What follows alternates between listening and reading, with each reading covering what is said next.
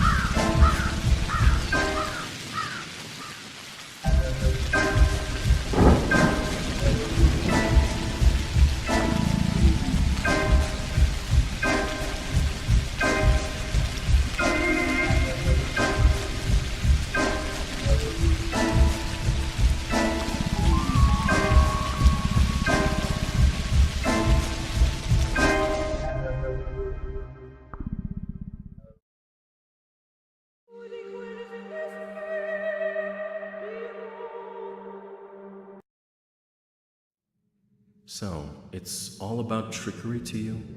Wherever have you come from? No. I detest trickery. But if we ourselves are to suffer deception, our hands are no longer tied.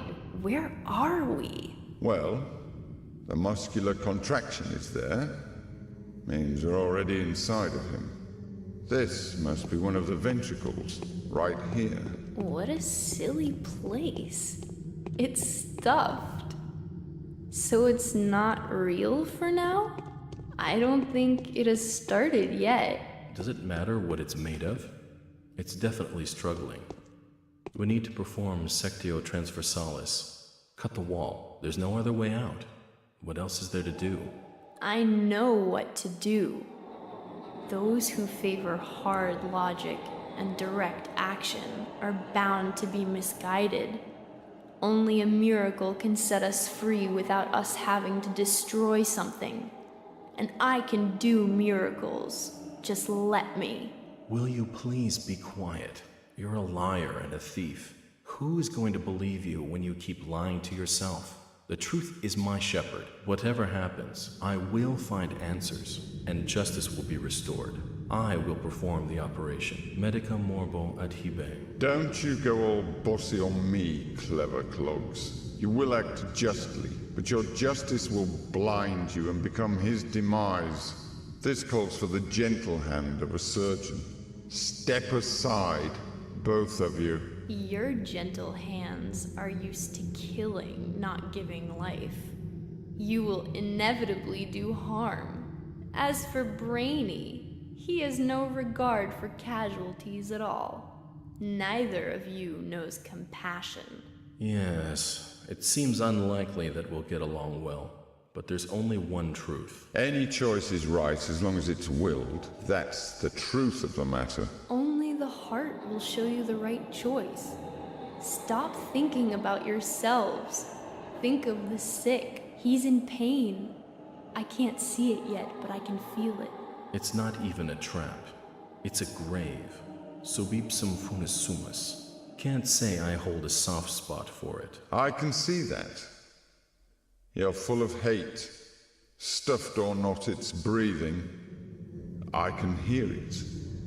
It can be healed rather than killed. You mean you won't become a killer? But you will. Mark my word, that's exactly what will happen. But I can avoid it. No, we won't ever get along. I suggest we be on our way. The sooner the better. Off we go then? Let's go. The clock is ticking.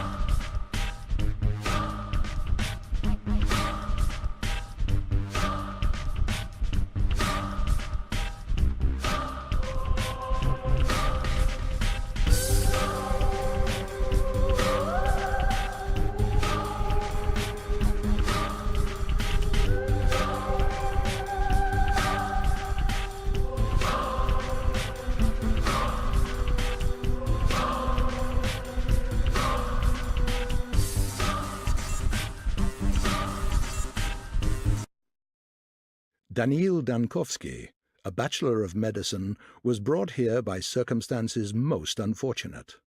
Dankovsky's life work, his theory challenging the existing notions of human mortality, is being harshly persecuted by the powers that be. Suddenly, a letter arrives from a colleague suggesting that there is previous undiscovered evidence which may support Dankovsky's claims. There is a settlement, the letter says, ruled by an extraordinary man who may well be seen as objective proof of Dankovsky's daring hypothesis. Grasping at straws of hope, Dankovsky decides to follow what he believes to be the sign of divine providence. Without further ado, he sets off for the settlement. Late at night, Bachelor arrives in the town. As he seeks room and board, he gets to know a girl called Eva Yan, and stays at her place till dawn.